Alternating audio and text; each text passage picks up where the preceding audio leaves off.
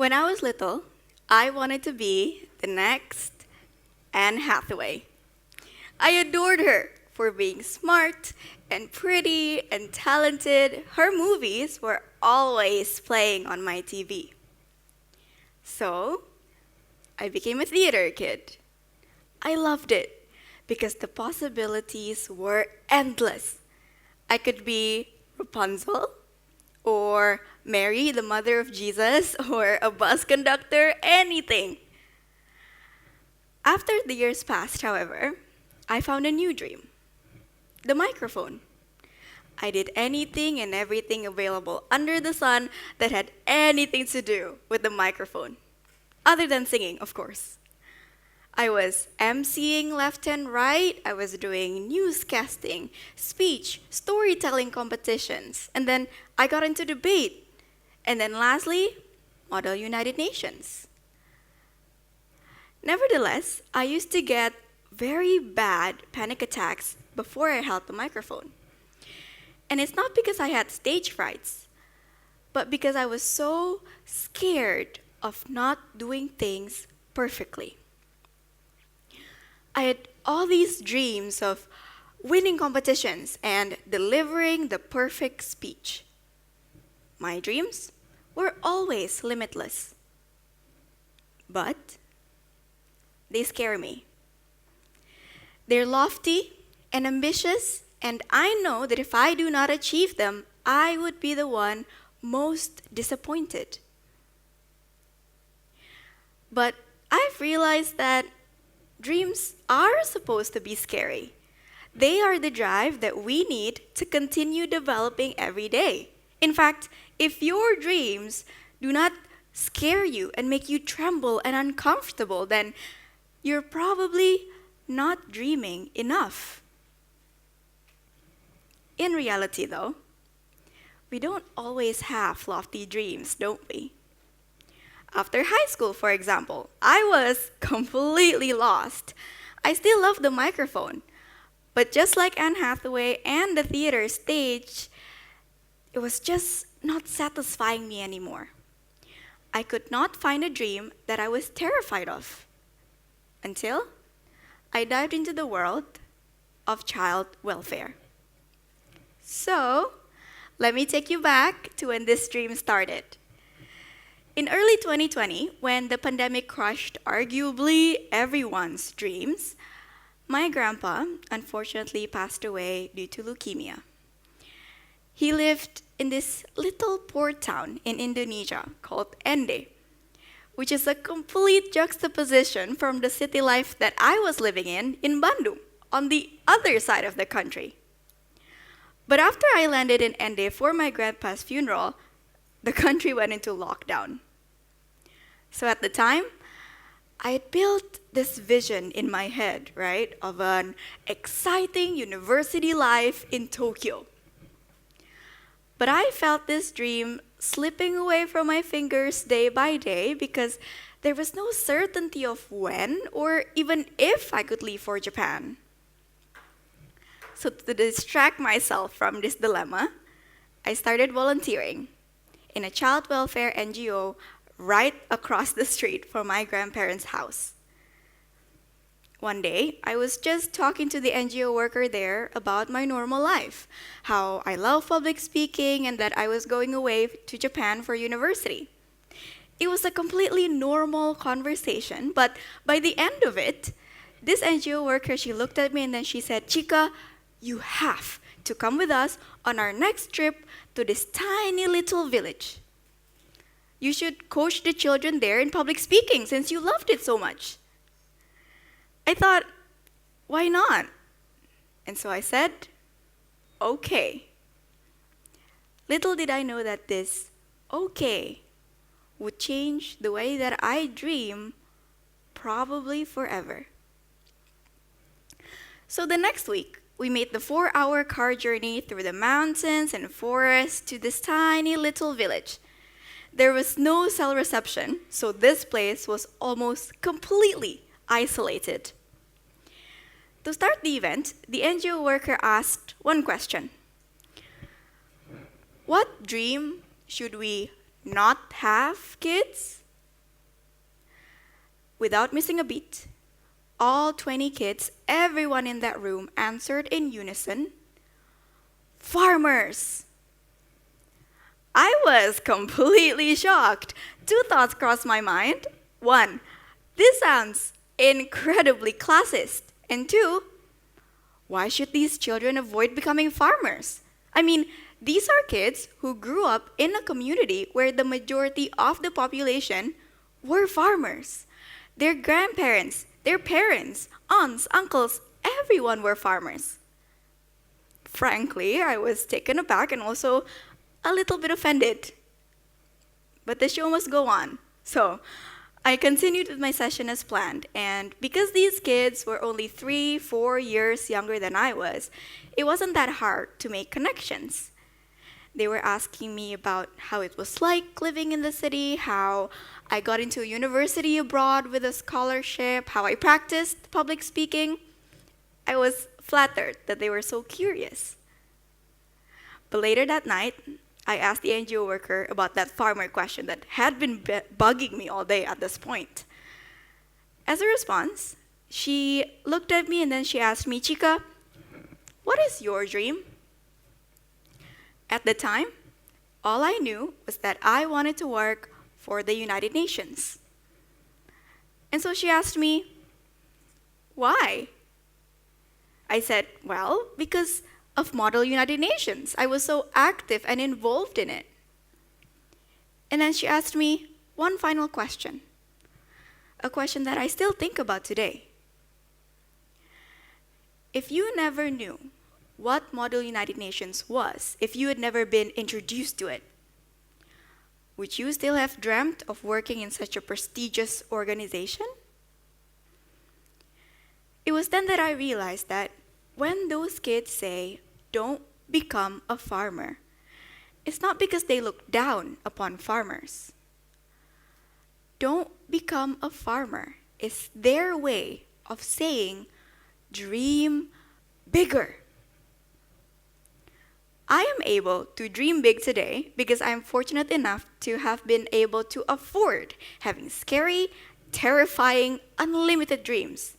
My dreams literally started with me having access to a TV and also a city full of people with different professions. But these kids, they didn't grow up that way. These kids grew up thinking that there was only one dream they could ever afford, one dream that is possible: to become a farmer. There was this glass ceiling limiting their dreams of ever developing beyond that of becoming a farmer, and that glass ceiling is the lack of exposure. This NGO worker, she said that the team was so eager to bring me along on that trip because they want those kids to, for once, be able to talk to someone their age about what is out there, about what is possible beyond the mountains and forest. When they were asking me all those different questions, it wasn't just because they were curious. At that moment, my normal life had become their dreams. While I was so worried about not being able to live my life, dream whatever I want in Tokyo, I overlooked the fact that even being able to have such dreams was a privilege in itself. And funny thing, it's not even a result of anything that I did. It was simply pure luck. Luck of being born with exposure to the world. So, why is it important for these kids in underprivileged areas to dream bigger then? Why can't they just stay with their normal dreams? The answer? Development. Earlier this year, in March, I attended a talk by Joseph Rutakangwa, the CEO of a tech company called Ruwazi. Joseph, he did not grow up rich. He was herding cattle in the suburbs of Tanzania at one point in his life. He too, like these children, was under a glass ceiling. But he was able to break his glass ceiling with a scholarship to study in the US. He said that the secret was simple: be delusional. The truth is, when your dreams do not scare you anymore, when you're not being delusional enough, that's when you stop developing.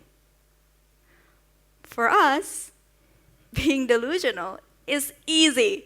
Just open social media. But for those kids, being delusional is way too expensive. Most of these kids, they have to help their farmer parents out just to put food on the table. And when you have to worry about survival that much, having delusional dreams is unreasonable. The problem is, this becomes a loop. Development is the only way that these kids could escape poverty and expose themselves to bigger dreams. But in order to develop, you kind of need to survive first. And most of the time, this means sidelining your dreams and ambitions. But us, on the other hand, we're wealthy with dreams. So what can we do to make dreams and delusions more accessible and affordable for them? Sure, you can volunteer, you can donate, but advocacy comes in many different forms. And the simplest one is to keep doing what you're doing, but just simply kinder and better. When I went to that village, I wasn't doing anything special. I was simply doing what I love doing, public speaking. I was just sharing my love for the microphone. But this simple gesture opened doors for those kids. The thing is, having scary, delusional dreams is important for us as well, for our development. But with the exposure that we already have right now, what we're doing, our normal, can become an inspiration for those who are just trying to survive. Now, right after coming back from that village, I started a child welfare nonprofit organization, and I named it Little Burning Fires.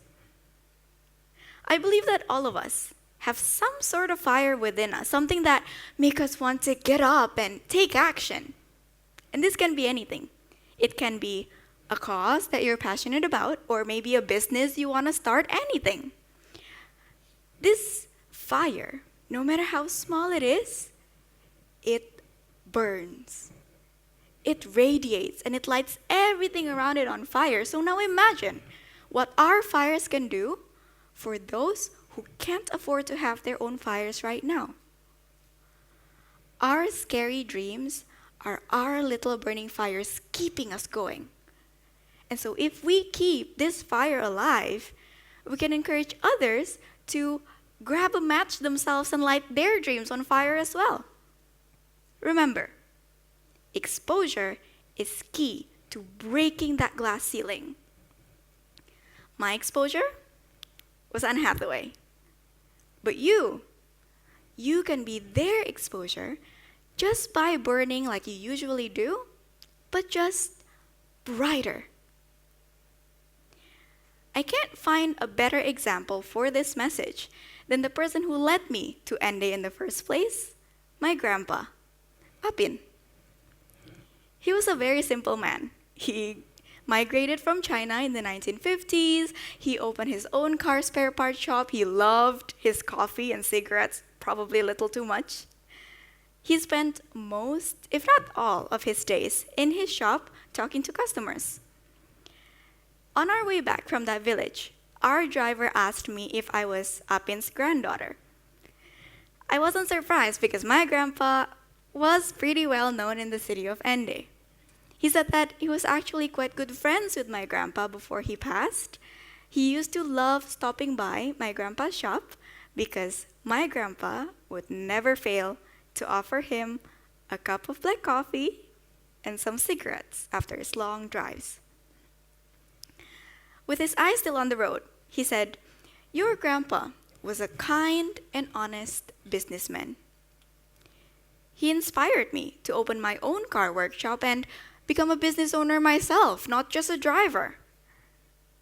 I make what I make today because of him. And you should be proud of your grandpa." During my grandpa's funeral, the people who came to mourn him were very diverse. There were people in government uniforms, but there were also fishermen and old ladies that would sell vegetables and fishes in the market. Honestly, I just thought that my grandpa was that sociable. But at that moment, in that car, I realized that it was so much more than that. My grandpa was their exposure. He showed them that it was possible to build something from the ground up, to escape poverty as an immigrant and make a name for oneself. My grandpa ignited those people's dreams on fire just by doing what he knew best: cigarettes, coffee, and business. But just kinder and better. Changing the world is hard, but just like Joseph Ruta Kangwa and my grandfather Apin, your little burning fires can change at least someone's world. Your normal can become someone's exposure. You might not think what you're doing right now is cool, but it is actually when you show motivation and kindness through your normal self that you inspire others. And you never know how far that inspiration can go. Ladies and gentlemen, dreams are expensive. So be delusional and keep doing what you're doing, but just better, both for yourself and for those trapped under a glass ceiling. If you ask me what my dreams are now, I no longer want to be the next Anne Hathaway. I want to be the next Apin. And so can you. Thank you.